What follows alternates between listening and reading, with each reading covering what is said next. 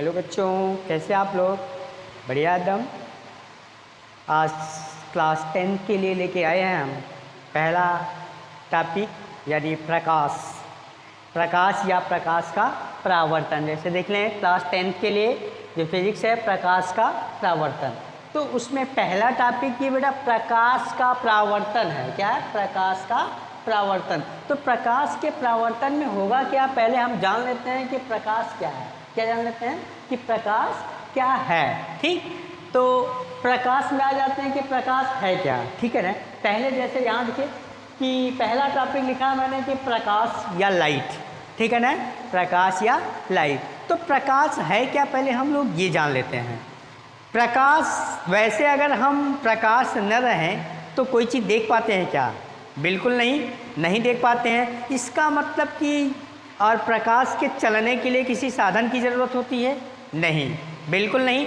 तो प्रकाश को चलने के लिए न तो किसी साधन की ज़रूरत होती है, न प्रकाश ऐसा चीज़ है कि प्रकाश के अनुपस्थिति होने पे हमको कोई चीज़ दिखाई भी नहीं देती है, या प्रकाश उपस्थित रहता है तो हमको आने जाने में या वहाँ कोई चीज़ चलने में एक स्थान से दूसरे स्थान तक कोई अंतर होता है? कोई अंतर नहीं होता ना, कोई अंतर नहीं होता। इससे ये समझ में आता है कि प्रकाश एक प्रकार की ऊर्जा है। क्या है बेटा? प्रकाश एक प्रकार की ऊर्जा है। जैसे प्रकाश को ऊर्जा को क्या हम छू पाते हैं? नहीं छू पाते हैं, सिर्फ महसूस कर पाते हैं। तो इसी तरह से प्रकाश भी हम क्या टच कर पाते हैं? नहीं टच कर पाते हैं। छू पाते हैं? नहीं छू पाते हैं। प्रकाश वहाँ उपस्थित है, हम सिर्फ देख पाते हैं, उसके माध्यम से बाकी चीज़ें देख पाते हैं। तो ये हम कह सकते हैं कि प्रकाश एक प्रकार की ऊर्जा है। प्रकाश क्या है? एक प्रकार की ऊर्जा है जो हमारे आसपास की चीज़ों को देखने में हेल्प करता है, हमारी मदद करता है। तो यदि हम परिभाषित करना चाहेंगे तो ये लिख सकते हैं कि प्रकाश एक ऊर्जा है जो हमारे आसपास की चीज़ों को देखने में हमारी मदद करता है, हमारा सहयोग करता है। ठीक है ना। तो प्रकाश क्या बेटा? प्रकाश एक प्रकार की ऊर्जा है जो हमारे आसपास की चीज़ों को देखने में हमारा सहयोग करता है, हमारा मदद करता है। जैसे प्रकाश जो है इस टेबल पे गिर रहा है या इस बोर्ड पे, वाइट बोर्ड पे गिर रहा है, वहाँ से रिफ्लेक्ट होकर के अगर हमारे रेटिना पे आ रहा है तब वो चीज़ हमको दिखाई दे रहा है। ठीक है ना। इसी नाते रिफ्लेक्ट का नाम है परावर्तन। परावर्तन होने के बाद ही कोई चीज़ हमको दिखती है, बट वो प्रकाश आ रहा है जा रहा है, उससे हमसे कोई, हमारे अंदर कोई डिस्टर्बेंस नहीं होता है। अगर हम उसको चित्रित करते हैं तब तो हम उस चीज़ की, उसके फिनोमेना को, उसकी घटना को देख पाते हैं, अदरवाइज नहीं देख पाते हैं। तो आइए हम लोग देखते हैं कि प्रकाश क्या है। प्रकाश एक प्रकार की ऊर्जा है जो एक स्थान से दूसरे स्थान तक बिना किसी माध्यम के गमन करता है और हमारे आसपास की चीज़ों को देखने में हमारी मदद करता है। अब आ जाता है प्रकाश सोर्स। क्या आ जाता है? प्रकाश स्रोत। क्या आ जाता है बेटा?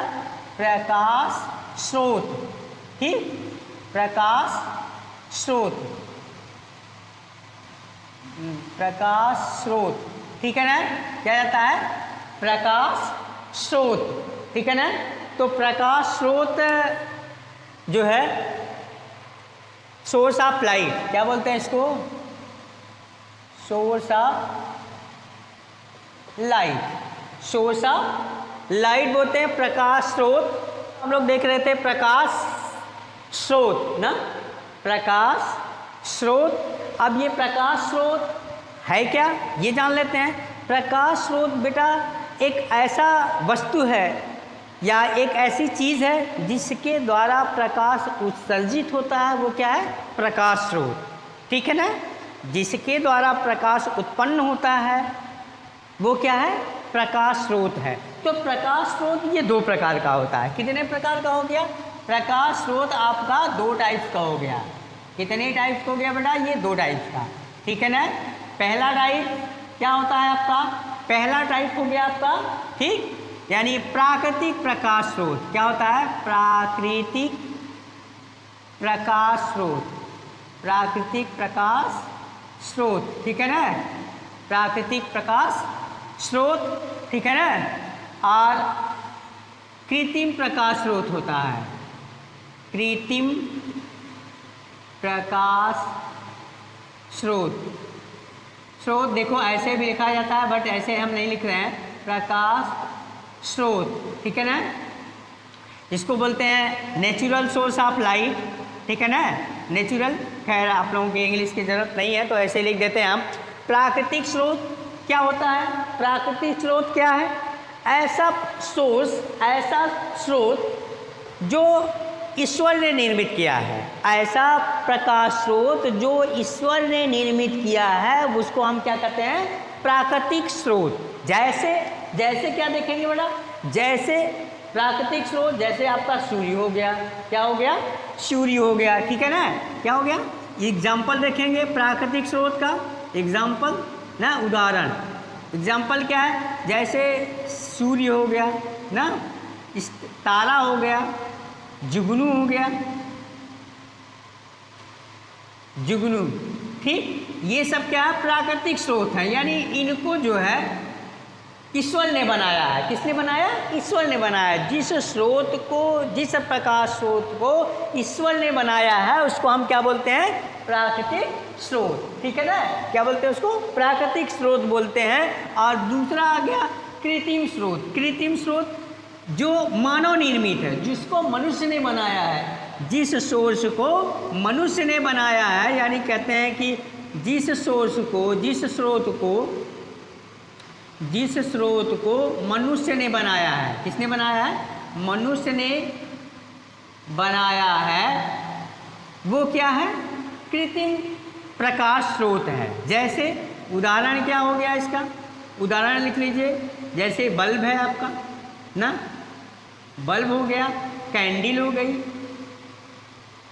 कैंडल हो गई, और क्या लिख सकते हैं आपका?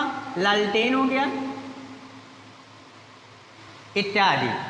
जो ह्यूमन ने बनाया है, जो ह्यूमन ने बनाया है, बल्ब बनाया, कैंडल बनाया, लालटेन बनाया, ठीक है ना, जैसे लेज़र बनाया, ठीक, लेज़र या सॉरी लेसर, ठीक, लेसर, ये सब क्या है? कृत्रिम स्रोत है, मानव निर्मित स्रोत है। इनके द्वारा जो लाइट उत्पन्न होती है वो मनुष्य ने इसको बनाया है, इस नाते इसको हम कृत्रिम प्रकाश स्रोत, आर्टिफिशियल सोर्स ऑफ लाइट बोलते हैं। और जिस सोर्स को, जिस स्रोत को ईश्वर ने बनाया, अगर इसका डेफिनेशन लिखने चाहते हैं तो यहाँ हो जाएगा, जिस स्रोत को ईश्वर ने बनाया, ईश्वर ने बनाया, उसे प्राकृतिक स्रोत कहते हैं, प्राकृतिक स्रोत कहते हैं, ठीक है ना, प्राकृतिक स्रोत कहते हैं, ठीक है, प्राकृतिक स्रोत कहते हैं। ये ऐसे भी लिख सकते हैं आप। तो यहाँ आपका ये प्राकृतिक स्रोत है। इसके बाद आप देखेंगे कि प्राकृतिक स्रोत और कृत्रिम स्रोत के बाद आ जाता है आपका कि ये एग्जाम्पल में फिर दीप्त वस्तुएं और अदीप्त वस्तुएं। क्या आ जाता है बेटा? दीप्त वस्तुएं और अदीप्त वस्तुएं। तो दीप्त वस्तुएं क्या होती हैं ये देखेंगे आप। दीप्त वस्तुएं ल्यूमिनस बॉडी,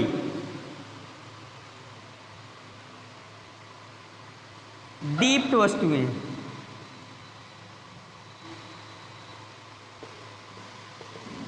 दीप्त वस्तुएं। तो हम लोग देख रहे थे कि इसके बाद क्या आ जाएगा? दीप्त वस्तुएं और अदीप्त वस्तुएं। वस्तुएं कितने प्रकार की हो गई?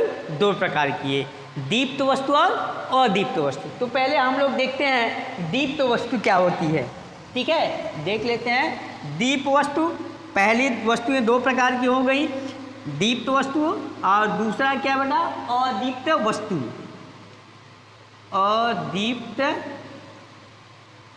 वस्तुएं, ठीक, अदीप्त वस्तुएं। दीप्त वस्तुएं क्या होती हैं? दीप्त वस्तुएं क्या हैं?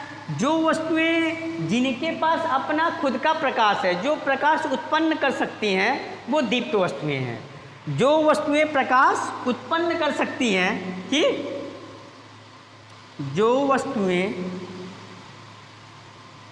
प्रकाश उत्पन्न कर सकती हैं दीप्त वस्तुएं कहलाती हैं। दीप्त वस्तुएं कहलाती हैं, ठीक है, दीप्त वस्तुएं कहलाती हैं। जैसे उदाहरण लिखेंगे, जैसे क्या होगा, एग्जाम्पल, ठीक है ना, दीप्त वस्तुएं। अब दीप्त वस्तु क्या है बेटा, दीप्त वस्तु में क्या क्या आएगा आपका,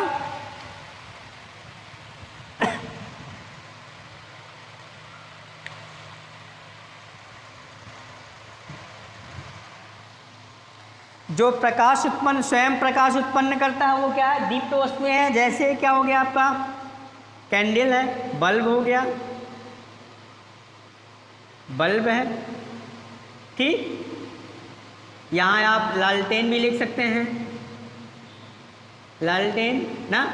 और इसका अदीप्त वस्तुएं क्या है, अदीप्त वस्तुएं वो वस्तुएं हैं जिनके पास अपने खुद का प्रकाश नहीं होता, बल्कि प्रकाश क्या करते हैं, ये उत्सर्जित करते हैं। जैसे कुर्सी हो गया, ठीक, कुर्सी, टेबल, कुर्सी, टेबल, ठीक। और क्या लिख सकते हैं आप, कुर्सी, टेबल हो गया। और आपके पास जो भी आसपास की सारी चीज़ें, आसपास की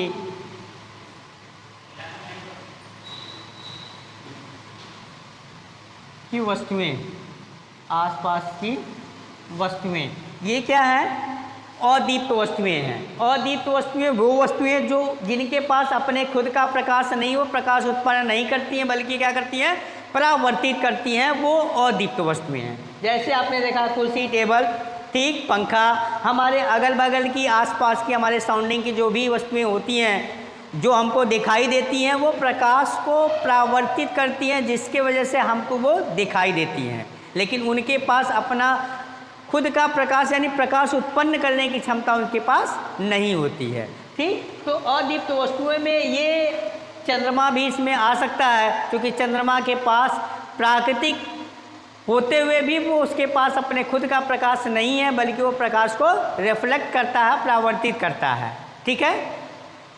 इसके बाद यहाँ के बाद हम लोग देख लेते हैं कि परावर्तन क्या होता है। अभी तक आपने देखा कि ये प्रकाश है क्या, प्रकाश स्रोत देखा आपने, प्रकाश स्रोत दो प्रकार के हो गए, ये देखा। फिर अदीप्त और दीप्त वस्तुएं आपने देखा। उसके बाद ये वस्तुएं आपको दिखाई देती हैं, कैसे दिखाई देती हैं, वो है प्रकाश का परावर्तन। क्या है वो, प्रकाश का परावर्तन। तो प्रकाश का परावर्तन होता कैसे है वो हम लोग देख लेते हैं। प्रकाश का परावर्तन, प्रकाश का परावर्तन, reflection of light, reflection of light. तो रिफ्लेक्शन ऑफ लाइट, यदि प्रकाश की किरणें, क्या होता है, यदि प्रकाश की किरणें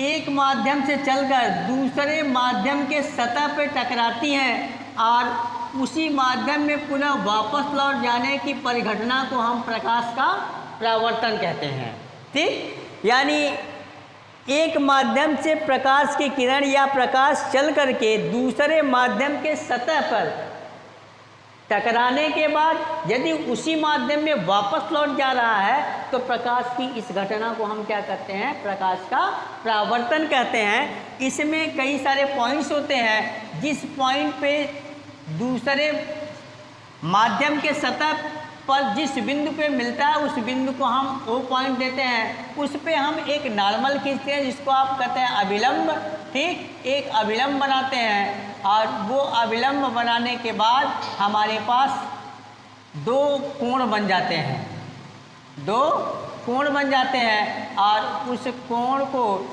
यानी यहाँ हो गया अभिलंब, जन से दिखाते हैं, ये कोई नाम दे देते हैं A, O हो गया, ये है B आपका, ठीक। तो यहाँ कंडीशन क्या है आपका कि जो AO है वो है आपतित किरण। ये क्या है बेटा, आपतित किरण है,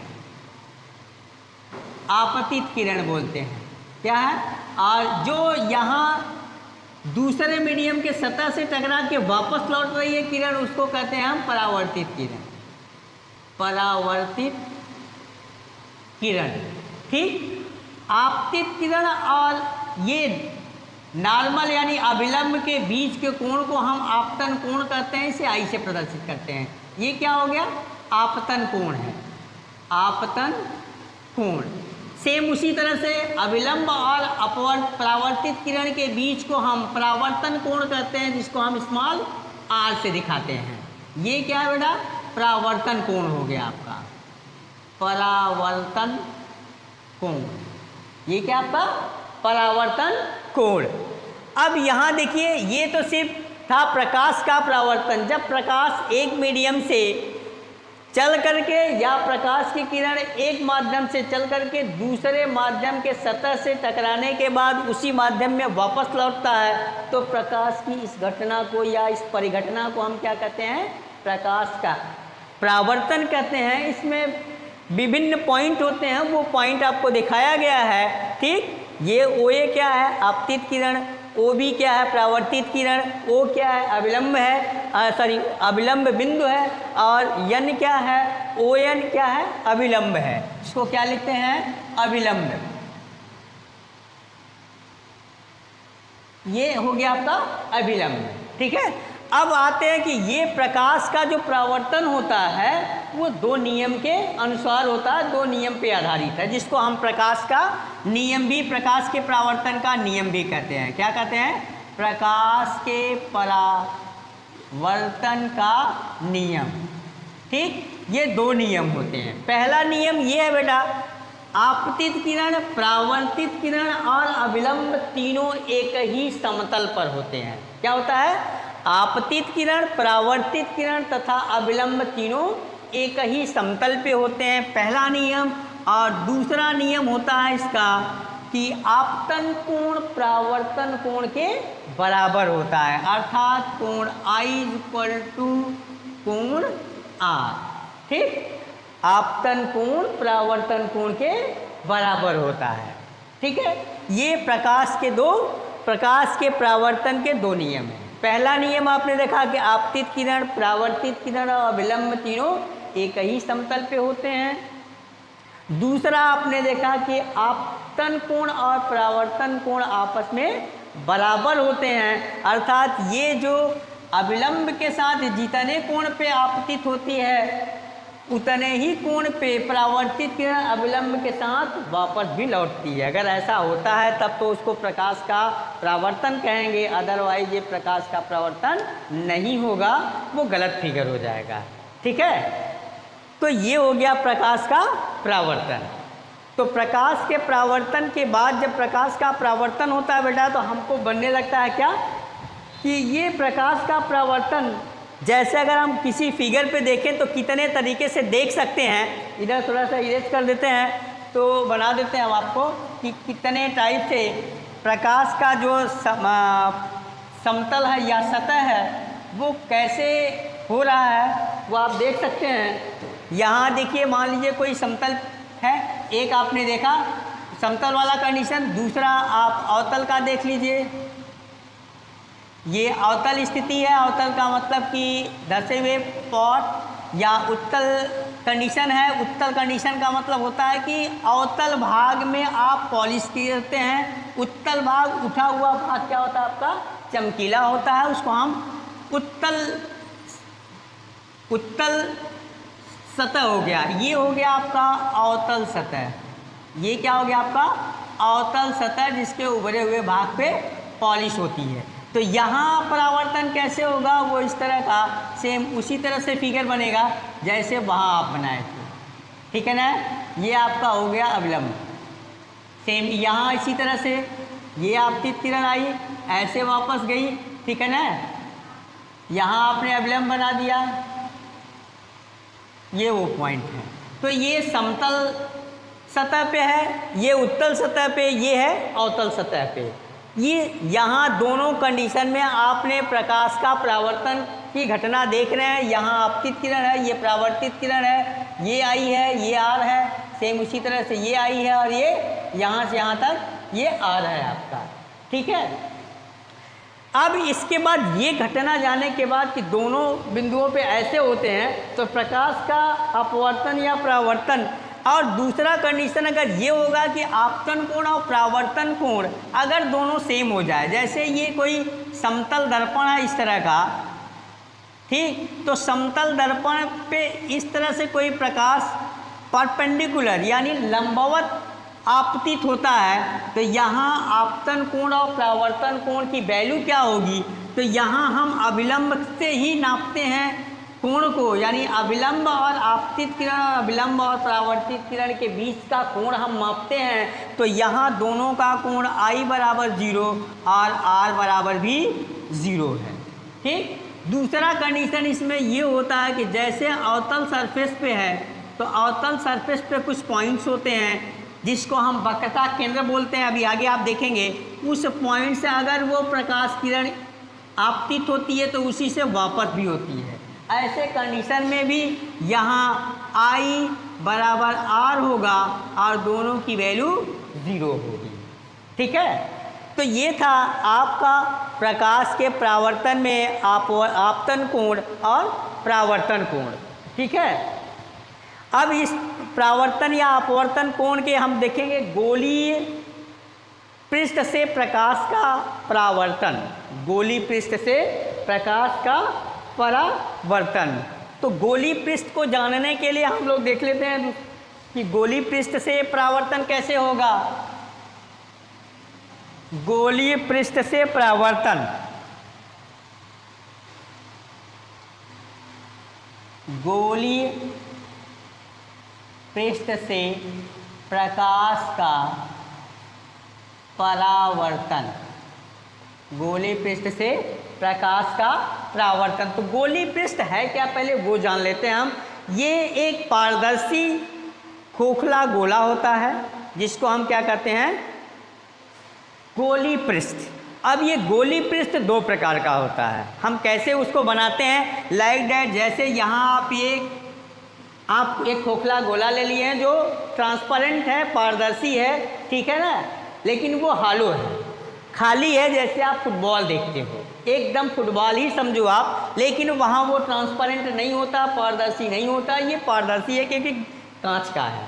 अब इसको हम किसी भाग से काट लेते हैं, काटने के बाद अगर हम इसको इरेज करते हैं तो क्या बन जाएगा बेटा, ये कर दिए, ठीक, यहाँ मिटा दिए। काटने के बाद चूंकि हालो है तो ये चीज़ तो दिखाई देगी नहीं आपको ना, ये चीज़ नहीं दिखाई देगी, तो कैसा बन रहा है, एक एक पार्ट बन गया कर्व टाइप का।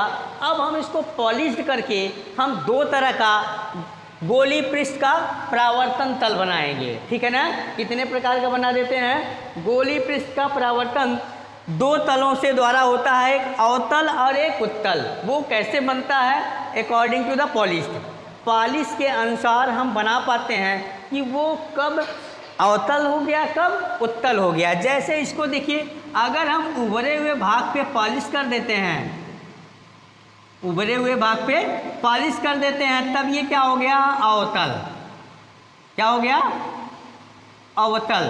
और इसके धंसे हुए भाग पे पॉलिश कर देते हैं, उठा हुआ भाग इसका चमकीला हो गया, तब ये क्या हो गया, उत्तल, क्या हो गया, ये उत्तल हो गया। तो ये इसके दो पार्ट हो गए, कितने पार्ट हो गए, दो पार्ट हो गए। पहला पार्ट है अवतल, यानी हम कहते हैं गोलीय पृष्ठ दो प्रकार का हो गया, अवतल दर्पण के नाम से जानते हैं, अवतल दर्पण, और दूसरा हो गया उत्तल दर्पण। ठीक, अब अवतल दर्पण, अभी हमने कहा कि जैसे अवतल दर्पण क्या है, इस तरह का है, ठीक है। अब इसके उभरे हुए भाग पे आपने पॉलिश कर दिया, ये क्या हो गया आपका, अवतल दर्पण। ठीक, और यहाँ उत्तल दर्पण में क्या होता है, ये हम धसे हुए भाग पे पॉलिश कर देंगे, इस पे पॉलिश कर देते हैं, धसे हुए भाग पे पॉलिश कर देते हैं, और उभरा हुआ भाग चमकीला होता है, तब इसको क्या कहते हैं, ये हो गया आपका उत्तल दर्पण। उत्तल दर्पण, ये हो गया अवतल दर्पण, अवतल दर्पण। अब इसमें कुछ भाग होते हैं, जैसे इन दोनों कटे हुए भाग को, जैसे यहाँ आपने काटा था, तो इस पूरे कटे हुए भाग के चूँकि हाफ पॉइंट नहीं होता, किसी न किसी जीवा के अकॉर्डिंग कट होता है, इसके वजह से इसको क्या कहते हैं हम, द्वारक बोलते हैं, दर्पण का द्वारक, जिसको हम mm डैश से डिनोट करते हैं। किससे डिनोट करते हैं? mm डैश से। दर्पण का द्वारक है ये, ठीक। क्या बोलते हैं इसको? mm डैश दर्पण का द्वारक है। दर्पण के मध्य बिंदु को हम क्या बोलते हैं? ध्रुव बोलते हैं, जिसको P से डिनोट करते हैं। दर्पण के मध्य बिंदु को हम क्या बोलते हैं? पोल बोलते हैं या ध्रुव बोलते हैं, जिसको हम P से प्रदर्शित करते हैं, ठीक है। दोनों में इसी तरह से हो जाएगा। इसका मध्य बिंदु होगा तो ये P हो गया, ठीक। अब ये दर्पण है क्या? क्योंकि इससे, इस दर्पण से संबंधित कुछ पॉइंट्स हैं, कुछ बिंदु हैं जो आपको बताया जा रहा है। पहला बिंदु आपने देखा कि दर्पण के दोनों सिरों को हम एक नाम देते हैं mm डैश, जिसको बोलते हैं हम दर्पण का द्वारक। क्या है? mm डैश, mm ये डैश है, दर्पण का द्वारक है। इसको क्या बोलते हैं हम? द्वारक, यानी दर्पण का द्वारक है। P क्या है? पोल है। P है आपका पोल यानी ध्रुव। क्या है ये? ध्रुव, ठीक। अब चूंकि ये किसी स्फेरिकल यानी किसी गोले का भाग है, तो उस गोले के भाग या उस गोले की त्रिज्या कोई न कोई सेंटर रहा होगा, कोई न कोई केंद्र रहा होगा। अब उस केंद्र को हम क्या कहते हैं? वक्रता केंद्र। जैसे यहाँ भी होगा तो इसका कोई वक्रता केंद्र होगा, ठीक, जिसको हम C से डिनोट करते हैं। सेम इसका पोर्शन यहाँ पूरा होगा तो इधर कहीं होगा, ठीक है ना। ये हो गया C। अब C क्या है? वक्रता केंद्र है। अब CP को मिला देते हैं। क्या करते हैं हम? CP को मिला देते हैं। ये CP लाइन क्या है बेटा? CP लाइन है मुख्य अक्ष। ये क्या है आपका? मुख्य अक्ष के नाम से जानता है, प्रिंसिपल एक्सिस। ऐसे यहाँ भी हो गया। CP क्या हो गया आपका? ये है आपका मुख्य अक्ष, ठीक। ये हो गया आपका मुख्य अक्ष, ठीक। ये C क्या है? वक्रता केंद्र है, वक्रता केंद्र है, ठीक। ये सारे पॉइंट्स mm डैश क्या है, P क्या है, CP क्या है, ये याद होना चाहिए। इसके बाद कंडीशन एक आता है, इसका एक फोकस पॉइंट होता है। क्या होता है? फोकस पॉइंट होता है। फोकस पॉइंट क्या होगा कि फोकस पॉइंट को जानने के लिए हम एक प्रकाश किरण इस प्रिंसिपल एक्सिस यानी मुख्य अक्ष के समानांतर आपतित कराते हैं। इसके बाद परावर्तित होने के बाद जिस बिंदु से या जिस बिंदु पर मुख्य अक्ष को काटती है, उस बिंदु को हम फोकस बोलते हैं और कैपिटल F से प्रदर्शित करते हैं। वो क्या हो गया? मुख्य फोकस, ठीक है। अब ये C और R यानी इनके बीच की दूरी को हम कैपिटल R लिखते हैं, जिसको बोलते हैं वक्रता केंद्र, सॉरी वक्रता त्रिज्या, वक्रता त्रिज्या। और F और पोल के बीच का डिस्टेंस जो होता है वो स्मॉल f होता है, जिसको बोलते हैं हम, यानी FP ये है फोकस दूरी। क्या है ये? फोकस दूरी, ठीक। ये इस दर्पण से रिलेटेड कुछ संबंधित कुछ पॉइंट थे। अब इस पॉइंट को जान करके तब हम ये जान पाएंगे कि ये दर्पण या गोलीय दर्पण से प्रतिबिंब कैसे बनता है, ठीक। लेकिन ये सारे पॉइंट्स अगर आपको याद होंगे, पोल क्या है, वक्रता केंद्र क्या है, फोकस क्या है, फोकस दूरी क्या है, वक्रता त्रिज्या क्या है और दर्पण का द्वारक क्या है, ये सारे पॉइंट्स अगर आपको कंसीडर रहते हैं, याद रहते हैं, तो आप प्रतिबिंब बनाने में बड़े आपका हेल्प होगा, बड़ा आसानी से आप बना पाएंगे। लेकिन अगर ये पॉइंट नहीं याद होगा, क्योंकि जो भी प्रकाश की किरण होगी उसी बिंदु से होकर पास होंगी और कैसे वापस आएंगी उसके कुछ नियम्स हैं, वो नियम बताए जाएंगे। लेकिन ये पॉइंट्स आपको याद रखेंगे तभी आपका हो पाएगा। तब तक के लिए आप याद रखिए, फिर नेक्स्ट लेक्चर में आपका वो प्रतिबिंब का बनना और प्रतिबिंब किस नियम से बनता है वो सारी चीज़ें आपको मिल जाएंगी। ठीक है, नोट कर लीजिए आप लोग।